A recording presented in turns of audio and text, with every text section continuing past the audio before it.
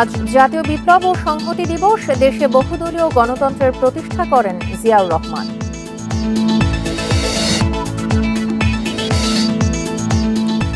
চট্টগ্রামে সাজ্জাদের হাত ধরে উত্থান সন্ত্রাসী সারোয়ারের।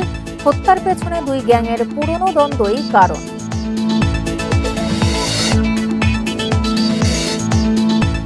খুলনায় একজনকে প্রকাশ্যে গুলি করে হত্যা, কারণ অনুসন্ধান ও জড়িতদের গ্রেপ্তারে অভিযানে নেমেছে পুলিশ।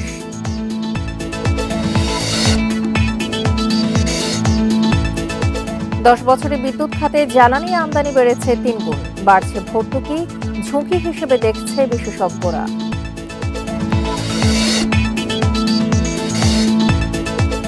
এ মাসে ভয়াবহ পরিস্থিতির ইঙ্গিত দিচ্ছে ডেঙ্গু। আক্রান্ত মৃত্যু বেড়ে দ্বিগুণ, দেরিতে চিকিৎসায় বাড়ছে ঝুঁকি।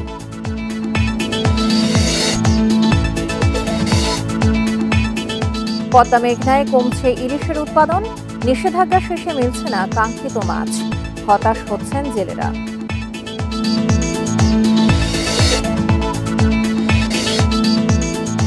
নির্বাচক মঞ্জুর বিরুদ্ধে জাতীয় দলে যৌন হয়রানির অভিযোগ জাহানারার। তদন্ত কমিটি গঠন করবে বিসিবি।